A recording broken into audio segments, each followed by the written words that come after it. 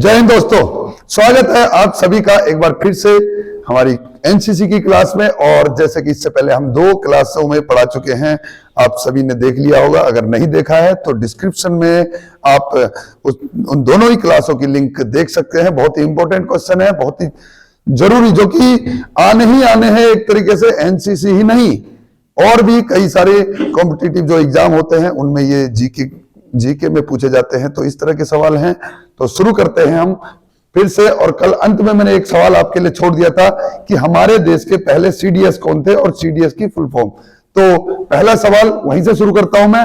तो हमारे जो सबसे पहले सीडीएस बने, वे बने थे स्वर्गीय जनरल बिपिन रावत जी। ठीक है, एक दुर्घटना में ये शहीद हो गए थे। इसके बाद वर्तमान में कौन है? ठीक है, दूसरा सवाल आता है, अभी केवल दूसरे चल रहे हैं। तो दूसरे अभी बने हैं कि लेफ्टिनेंट जनरल अनिल चौहान जी। ठीक है, ये हमारे दूसरे सीडीएस है। और सीडीएस की फुल फॉर्म तो कंबाइंड डिफेंस सर्विसेज। तो सर्विस जो है कि कंबाइंड डिफेंस सर्विस, यानी कि इनके अंतर्गत तीनों सेनाएं आ जाती है हमारी, आर्मी, एयरफोर्स और नेवी, तीनों इनके अंतर्गत आते हैं। अगला है कि एड्स रोग का प्रमुख कारण क्या है? जो एड्स रोग होता है उसका प्रमुख कारण क्या है? तो वो है HIV नामक एक वायरस होता है। ठीक है, अगला है एक महत्वपूर्ण सवाल, क्योंकि हम अक्सर देखते हैं, चाहे हमारी एनसीसी में हो चाहे आर्मी में हो, कि घाव हमेशा कभी ना कभी होने की संभावना बार बार बनी रहती है, क्योंकि फिजिकल वर्क जो करते हैं तो उसमें घाव कितने प्रकार के होते हैं। ठीक है, तो यहां पर घाव के प्रकार कहे गए हैं। पहला है चीरा घाव, दूसरा है बेदन घाव, तीसरा है कुटन घाव, चौथा है विदीर्ण घाव, पांचवा है गोली का घाव, और छठा जो है बम का घाव। ये सारे घाव में आते हैं। अगला हमारा कि चंद्रमा पर पहुंचने वाला विश्व का प्रथम व्यक्ति, जो चंद्रमा पर पहली बार पहुंचे वो कौन थे? तो वो थे नील आर्मस्ट्रांग। ठीक है, अमेरिका के रहने वाले थे और चंद्रमा पर पहुंचे थे 21 जुलाई 1969 को, 1969 में ये चंद्रमा पर पहले व्यक्ति थे पहुंचने वाले। अगला हमारा है सवाल कि चरित्र निर्माण के प्रमुख गुण। देखिए, अगर आपको एक अच्छा नागरिक बनना है अपने देश का, अपने समाज का, तो कुछ चरित्र निर्माण आपको करना होगा, जिसके माध्यम से कि आप एक अच्छे नागरिक बन सकते हैं। तो उनके क्या क्या गुण होने चाहिए? प्रमुख गुण, पहला है कर्तव्य का भाव, दूसरा है साहस होना चाहिए, तीसरा अनुशासन, चौथा उत्साह, पांचवा नैतिकता, और अगला है निष्ठा।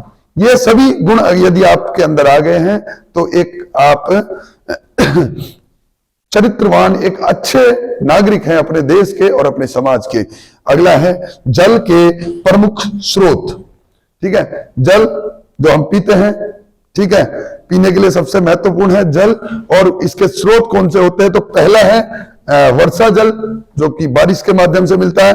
दूसरा है सतही जल, यानी कि जो हमारी सतह पर मौजूद है, जैसे नदियां हैं हमारी, ठीक है, या हिमालय है जहां पर बर्फ है। ठीक है, ये सारा सतही जल है। उसके बाद है तीसरा भूमिगत जल। ठीक है, भूमिगत जल आप सभी जानते ही होंगे क्या होता है बेटा भूमिगत में, जैसे हैंडपंप हो गया, बोरवेल हो गया। ठीक है, तो वो भूमिगत है। अगला कि जल में घुलनशील प्रमुख विटामिन। ठीक है, जो जल में आसानी से घुल जाते हैं, तो विटामिन बी और विटामिन सी, ये 2 विटामिन ऐसे हैं जो जल में घुलनशील होते हैं, यानी कि वो आसानी से उसमें मिल जाते हैं, घुल जाते हैं। चलिए अगला सवाल देखते हैं कि जलने की स्थिति में घायल को कौन सा इंजेक्शन दिया जाता है? ठीक है, तो जब जल जाता है कोई, तो उस समय पर कौन सा इंजेक्शन दिया जाता है? मॉर्फिन का। ठीक है, और एक महत्वपूर्ण सवाल एक और आ गया कि जेट इंजन का आविष्कार किसने किया? जेट इंजन, उसका आविष्कार किया था सर फ्रैंक विटेल ब्रिटेन ने। ये ब्रिटेन के थे। ठीक है, सर फ्रैंक विटेल जो कि ब्रिटेन के थे, और इन्होंने इसका आविष्कार किया था 1937 में, 1937। ठीक है, अगला है कि टाइफाइड शरीर के किस अंग को सबसे अधिक प्रभावित करता है। ठीक है, टाइफाइड जो हो जाता है तो किस अंग को करता है? वो हमारी आंतों को करता है, आंतों को अधिक नुकसान पहुंचाता है। एक और सवाल कि टीबी एक बीमारी होती है ना, टीबी, वो किस जीवाणु यानी बैक्टीरिया से होती है ये बीमारी? तो वो है माइकोबैक्टीरियम ट्यूबरकुलोसिस। ठीक है, ये इस जीवाणु का नाम है और इसके माध्यम से ये फैलती है।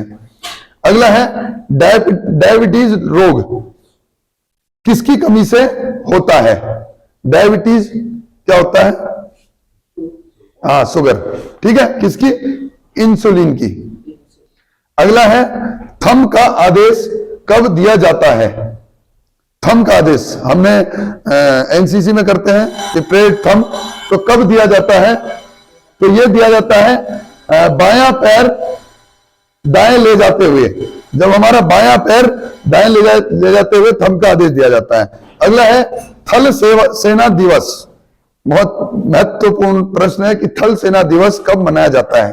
तो थल सेना दिवस 15 जनवरी को, बस आने ही वाला है कुछ एक दिन में।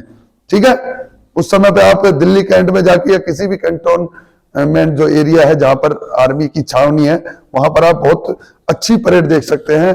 और दिल्ली कैंट में तो वाकई में बहुत ही मजेदार होता है, मतलब एकदम देखने लायक परेड होती है।